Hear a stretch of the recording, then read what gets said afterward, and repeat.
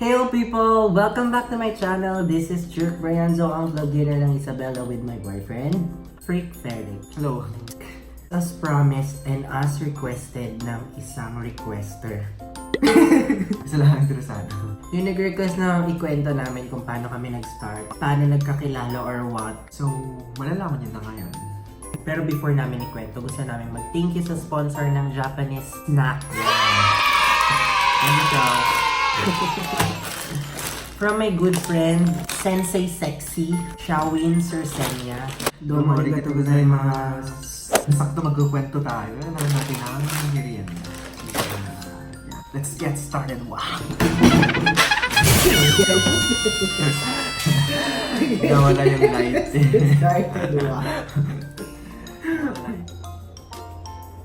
So, wag na magpatumpik-tumpik pa. Tara na! Welcome to our vlog.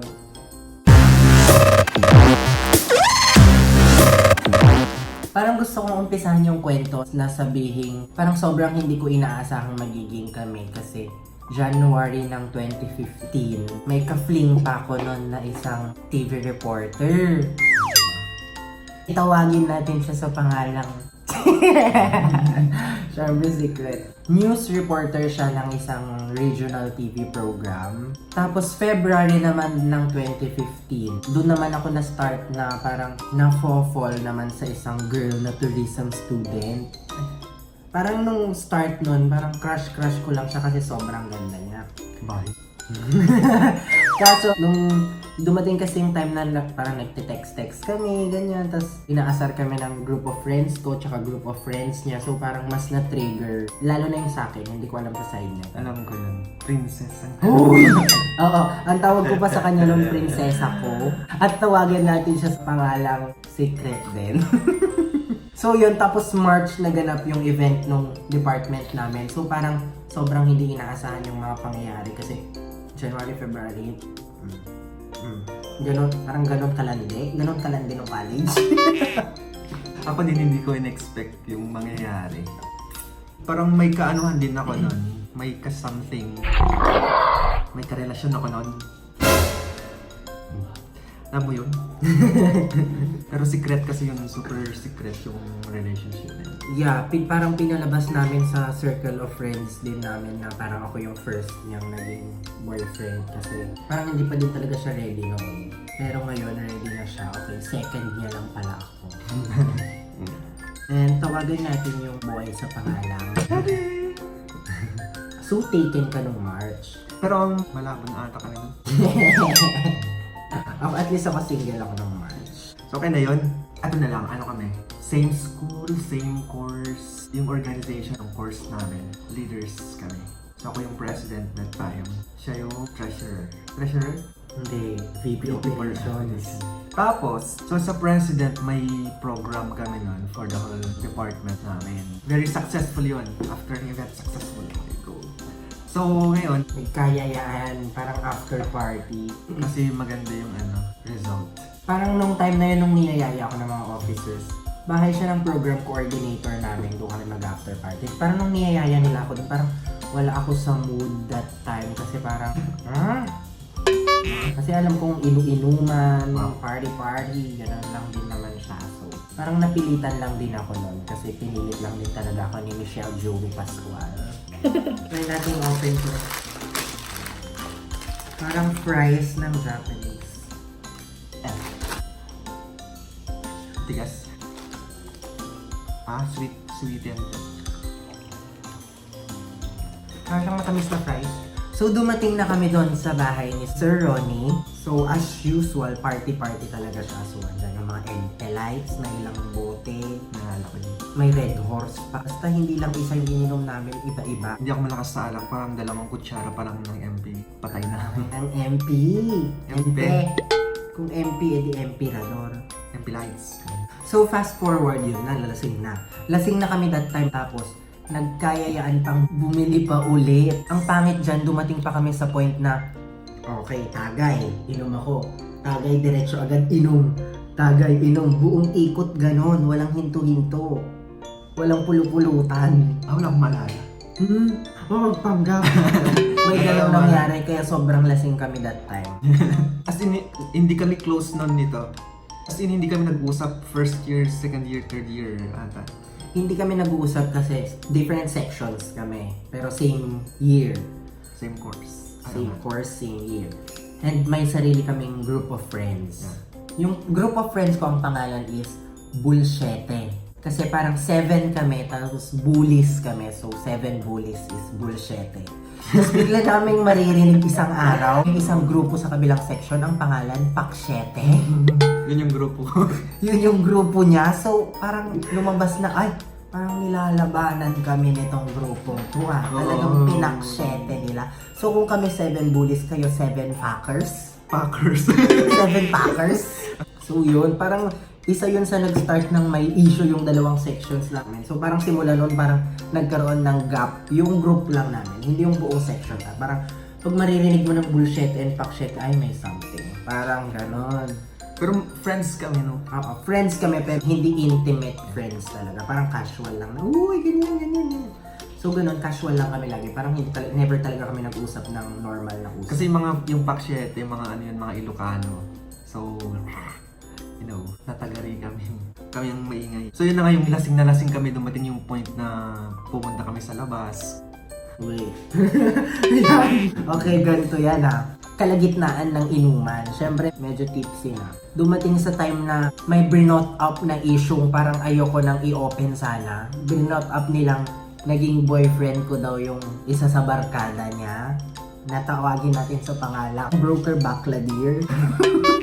So, naging boyfriend ko siya, which is true. Pero iniiwasan ko na siyang pag-usapan kasi past is past na sana. Kaso yun yung na-brought up na issue. So, ako namang si Maarte, nagtampo-tampong ganyan. Pero legit na tampo yun. Pumunta ako sa labas ng bahay. Humiga ako sa damuhan. Damuhan ba yun? Batuhan? Damuhan. Damuhan, humiga Sa may ako halamanan. doon sa may halamanan. Bato-bato pa din eh. So, humiga talaga ako doon na nagtatampo. Ewan ko, wala na akong ibang maisip kundi humiga talaga doon. Feeling ko kasi ako yung nag-open dun sa ano. Sa issue. Kaya sa issue, kaya na nag-guilty ako na ano na nasa labas kang humihiga. Yeah, since siya yung gumawa ng issue ng gabing yun, lumabas siya, sinundan niya ako. Nagulat ako, biglang may yumakap sa likod ko. Hindi kita niyakap. Binabangon niya kita. ako. Niyakap niya ako. Nakaganyan ako, tapos biglang may yumakap sa likod ko yung gano'n. Gulat ako noon, hindi yun expected. Hindi yun yakap. Yung kapal. Yakap yun. Naabutan nga tayo ng mga kasama natin. Nakatalikod ako na niyayakap niya ako na parang pasok na daw ako. Kinakausap niya ako na pasok na daw kami. Ganyan, tuloy na lang daw. Nag-sorry naman siya.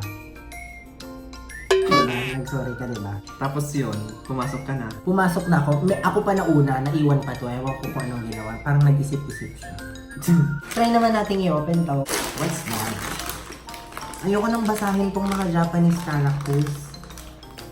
Popcorn.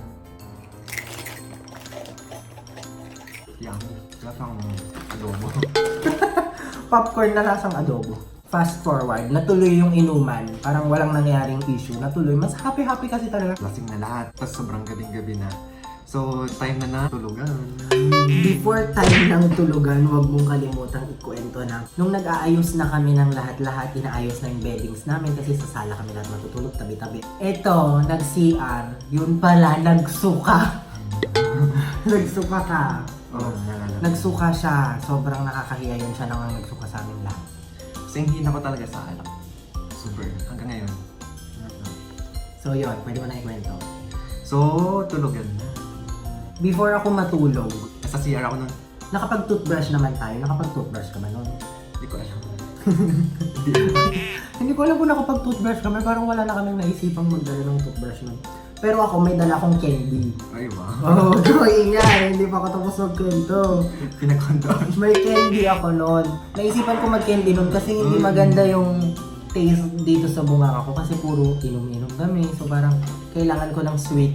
Tulugan na nun pala. Hindi ko naman ay nakatulog ako. May candy pa rin ako sa bunganga. O basta tulugan na nun. Tapos nung nasa CR ako, may kanya-kanya na silang pwesto. So wala na akong pwesto nun. Siya yung pinakagilid. O yun, doon ako sa tabi niya natulog. Bakit doon ka sa tabi ko natulog? Yun na nga lang yung may space. Hindi sa nagtira ako ng space ha, kasi nakita ko yung kabilang side, wala na talagang space. So, parang ako na lang ang mag-a-adjust. Ayokong nasa bandang gitna ako. Gusto ko talaga gilid. Talaga ba? Yung gusto mo talaga akong katabi. Iyo. Di ba? Gusto mo na akong katabi. Crush mo na ako nung first year pa. That's a fact. Ayun, so try muna natin tong Ching Chong King Ring. Hindi ko alam masabi. Dilis. Oh, fish. Dilis siya, shucks. So doon na, nakatulog na tayong lahat. Okay. Peacefully. Peacefully ang tulog kasi sobrang tulog lahat ng katabi namin. Siyempre, lasing lahat. So tumabi na ako sa kanya. Diyos ko Lord. And then, siyempre tutulog na ako. Tapos, ayun, nagising ako ng madaling araw kasi nahihilo talaga ako. Yung malapit lang sa amin yung CR. Tapos, sumuka ako. Yeah! For the second time. Oo. So after kong sumuka, bumalik ako sa higaan ko. And then, pagkahiga ko, tumalikod ako sa kanya. Yung mga ilang minutes lang. Biglang may gumanon sa likod ko. Ganyan! Naman. Nakatalikod kang ganyan, tapos gumanon lang ako. Parang normal na ano yun, pag may katabi ka na parang imbis na yakap eh. Gumanon lang ako, parang unan, ganon. Okay. Ganon yun. Tapos, bumaliktad. Sino? Ako. Oh, bakit ka bumaliktad? Ako nag-provoke. Kapag mo sa provoke, hindi ako nag-provoke. Namumula ako. Basta naramdaman ko na lang is, Pumarap ako. umarap siya. Eh ako, nakaganyan ako, tulog ako. Nakapikit ako lang, nakita ko lang na umarap siya. Ganito. Tapos, magkaharap kaming ganyan na, Eh. parang nagsisilipan kami sa mata ng ganyan. Oh! Tapos na-feel kong lumalapit yung mukha niya sa akin. Kala ko kasi babae. Kala ko babae. Basta naramdaman kong lumalapit yung mukha niya, tapos bigla na lang kaming nag-kiss. Paano? Basta bigla kami nag-kiss, pero dala lang yun ang kalasingan namin both. Kiss. Tapos na yun, end. Tapos parang nahiya ako nun. Pero wait, ang tagal ng kiss namin. Ano ka ba? Ang tagal, mga 3 seconds. Ano lang yun? Kaya naisip ko nun, ay, kasi alam ko. Tapos may candy siya. True, nagulat ako madaling araw, ang laki pa lang ng candy sa bunganga ko. Parang lifesaver siya na, uy, buti na lang may candy ako. Pero hindi ko rin na-realize no na katataso magsuka. may kasusuka niya lang data. Tapos sabi ko, uy, pinaghandaan.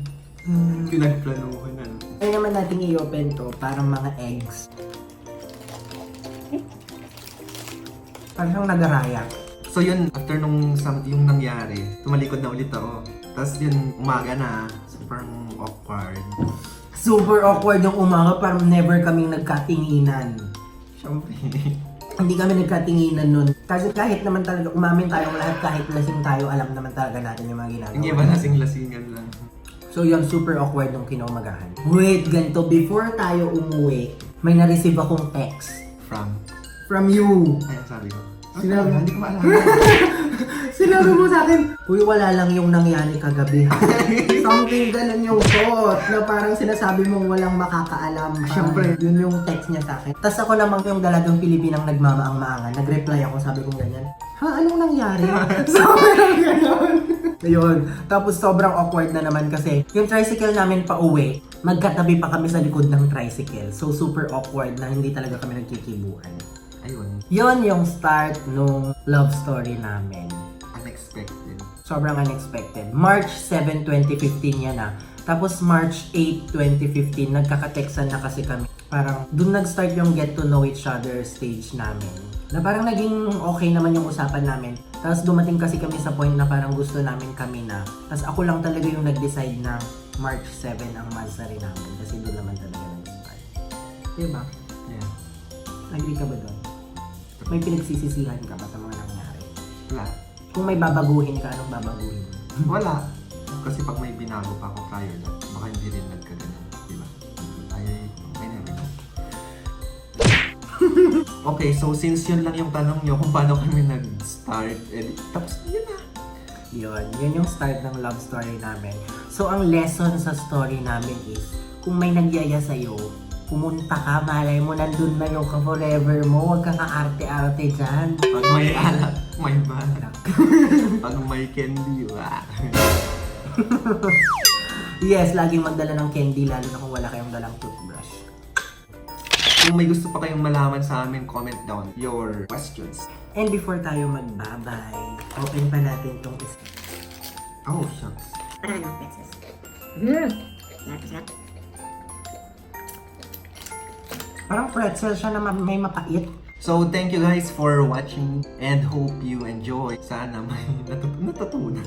So, yun guys, nag-start lang kami doon. Tapos, 4 years plus na kami. Malapit na naman ang mansari namin. That's it guys. Please like this video kung na-enjoy nyo siya. Share nyo na rin as a sign of support. And respect. Joke. Sign of support and respect. Subscribe to our channel. Then you can follow us on our social medias at Jerk Brianzo, Instagram, Twitter, and Facebook. And Freak Ferric. Yun lang guys. Peace out. Bye. Bye!